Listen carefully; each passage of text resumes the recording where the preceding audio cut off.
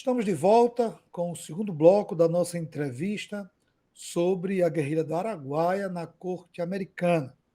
Nossa entrevistada, Clara Carliane Lopes Costa, conversando conosco sobre direito à memória, o caso da guerrilha do Araguaia, as violações aos direitos humanos praticadas durante a ditadura militar.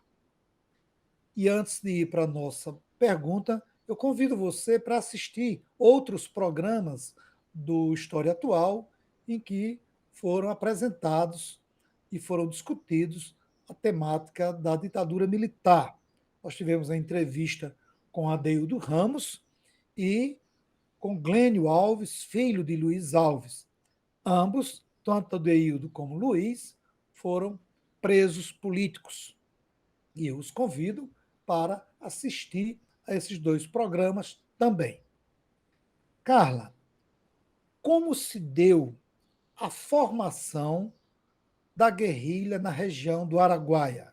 Então, a região do Araguaia, ela compreende uma área de aproximadamente 6.500 quilômetros quadrados no sul do Pará, às margens do rio Araguaia, entre os municípios de São Domingos das Latas e São Geraldo, uma região que é conhecida como Bico do Papagaio. E ali se desenhou esse movimento, essa organização guerrilheira, na década de 70, de resistência à ditadura civil-militar. E aí, na verdade, a formação da guerrilha era se confunde com o próprio surgimento do PCdoB, né, o Partido Comunista do Brasil, que possuía uma atuação direta sobre a questão agrária daquela região. Então, para o partido, com o golpe de 64, houve essa necessidade de uma posição armada ao regime militar, porque não haviam espaços em que as pessoas pudessem se opor e não sofrer com a própria integridade ou com a própria vida de maneira plena. Então, não havia espaços na política, eram apenas dois partidos e haviam diversas cassações e perseguições e repressão. Também não havia espaço jurídico, as normas eram constantemente alteradas para garantir os interesses dos militares, da classe empresária e para continuar reprimindo os opositores. Então, entendeu-se que a luta armada foi necessária. E aí, a guerrilha do Araguaia, ela contou com o apoio de camponeses da região e de militantes que saíam dos centros urbanos para compor a guerrilha, né? E aí eles iam para essa localidade, recebiam treinamento militar, e eram inclusive compostos por camponeses da região, por estudantes, por operários, bancários, enfermeiras, engenheiros. Então, o resultado dessa organização foi a reunião de 69 guerrilheiros, dos quais, inclusive, apenas 10 sobreviveram. E importante também colocar que o interior do campo, naquela região, ela foi muito propícia para a guerra popular, porque ali existia uma população que vivia em completo abandono, na miséria, nos mais diversos níveis de necessidade, né? Então, os camponeses, eles se empenharam não só na luta contra o regime militar, mas na luta por seus próprios direitos, inclusive porque era uma região em que havia choques armados dos latifundiários, da polícia, dos grileiros. Então, inclusive, Vitória Grabois, que é familiar de um desaparecido do Araguaia, né, filha de Maurício Grabois, que foi um líder da guerrilha do Araguaia, ela narrando sobre uma caravana que os familiares fizeram na década de 80 até a região, né, para conseguir informações sobre o paradeiro dos familiares, ela colocou que o que mais impressionou os jornalistas que acompanhavam eles era que a guerrilha não foi um foco guerrilheiro, como o Fidel instalou na Bolívia, mas foi feito um trabalho de massa, um trabalho político mesmo dos camponeses, junto àqueles camponeses, aquelas pessoas que viviam naquela região. E, inclusive, haviam guerrilheiros que se destacavam nesses trabalhos de base, que passaram a ser adorados, amados pela população. E isso ficou claro justamente nessa visita, nessa caravana, né, que eles fizeram essa região e puderam conversar com os moradores, com os camponeses que ali moravam. E aí, os embates das Forças Armadas e da polícia com a guerrilha do Araguaia começaram em 70 e a guerrilha foi completamente eliminada por meio da Operação Marajoara, que se deu entre outubro de 73 até 74. E aí, como eu falei, apenas 10 sobreviveram e dos corpos desaparecidos, apenas 2 foram localizados e identificados. Inclusive, foram os únicos corpos que foram identificados somente com base nos esforços dos familiares e não com base nos esforços do Estado em procurar identificar esses restos mortais. Clara, os conflitos na região do Araguaia, você já falou aí que teve a participação de setores do campo, de agricultores. Teve também a participação de comunidades indígenas e de que maneira esses agricultores, esses camponeses atuavam na guerrilha.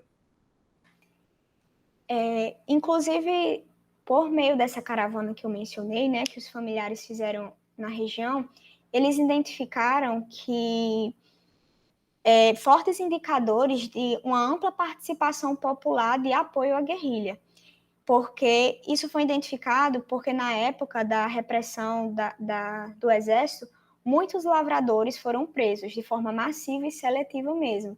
Inclusive nas regiões onde não haviam esse apoio dos camponeses à guerrilha do Araguaia, quase não foram feitas prisões massivas, mas, por exemplo, em localidades como a da Faveira e da Gameleira, que foram locais que identificou-se que se apoiaram muito, né, os guerrilheiros, centenas de pessoas foram presas por até 8 meses e foram brutalmente violentados e torturados.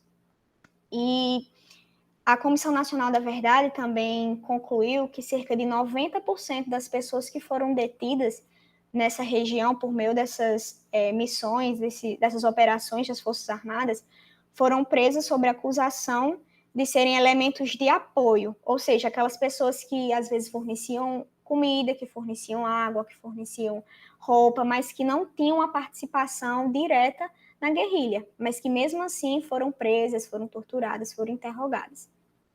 E aí também houve também a violação por meio dessas operações das Forças Armadas, aos direitos das comunidades indígenas.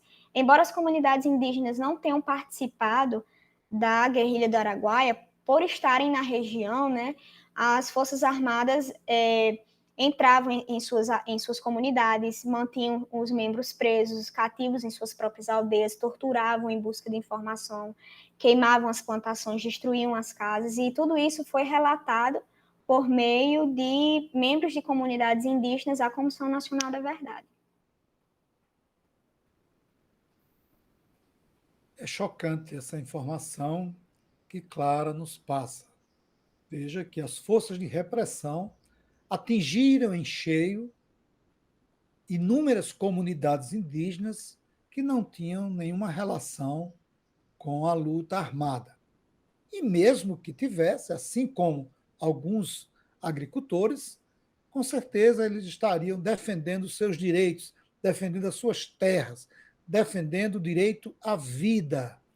E mesmo assim, os militares reprimiram não só as comunidades indígenas, como também essas inúmeras famílias de camponeses, de trabalhadores rurais que supostamente deram algum apoio aos guerrilheiros e guerrilheiras do Araguaia. Clara, você trabalha na sua monografia um conceito, né, que foi extraído de uma obra de privatização do trauma. O que seria, o que podemos entender como privatização do trauma? Então, eu utilizei essa nomenclatura, né, que é de um estudioso chamado Celiman Silva, porque depois, durante e após os acontecimentos que circundaram a guerrilha do Araguaia, não se tinha informação sobre a existência da guerrilha do Araguaia. Inclusive, o próprio exército negava a existência. E aí, durante muitos anos, apenas os familiares, apenas os sobreviventes das vítimas, né, dessa repressão policial na Guerrilha do Araguaia se interessaram por essa temática e investiram na busca da verdade, na manutenção da memória, das narrativas. Então, é justamente nesse sentido que Céliman Silva fala da privatização do trauma. Foi que essas discussões e esses esforços, essa luta, ficou restrita apenas aos familiares, aos sobreviventes dessas vítimas. E aí, inclusive, é importante mencionar que esse processo de busca por informação começou com as mães dos desaparecidos do Araguaia, né, que lideravam as famílias que se organizavam, realizavam caravanas aos locais para buscar informações, estabeleciam parcerias com a Comissão Pastoral da Terra, com a OAB, com setores progressistas da igreja, realizavam também, publicavam manifestos, realizavam protestos e, inclusive, realizam até hoje, e realizaram eventos, congressos, inclusive ajuizaram a ação contra a União, né, e a ação na Corte Interamericana de Direitos Humanos.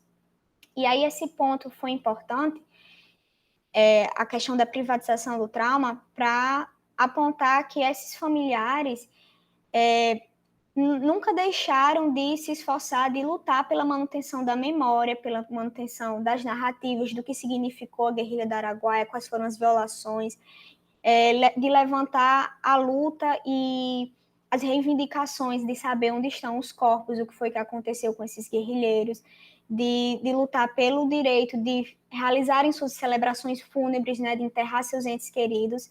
E tudo isso, durante muito tempo, ficou restrito a esses familiares. Daí a expressão privatização do trauma. E, para alguns estudiosos, somente em 2008, com uma audiência pública realizada pela Comissão da Anistia do Ministério da Justiça, foi que esses debates sobre o regime militar, sobre a responsabilização do Estado frente a esses crimes, ganhou uma repercussão mais ampla no país. E, posteriormente, a Comissão Nacional da Verdade, de 2011 e 2014, que ajudou a repercutir ainda mais. Mas, até então, essas questões eram restritas aos familiares e sobreviventes dos desaparecidos políticos, né, dos perseguidos. Estamos concluindo nosso segundo bloco da entrevista com Clara Carliane Lopes Costa sobre a guerrilha do Araguaia na Corte Interamericana. Em instantes, retornaremos com o nosso terceiro e último bloco.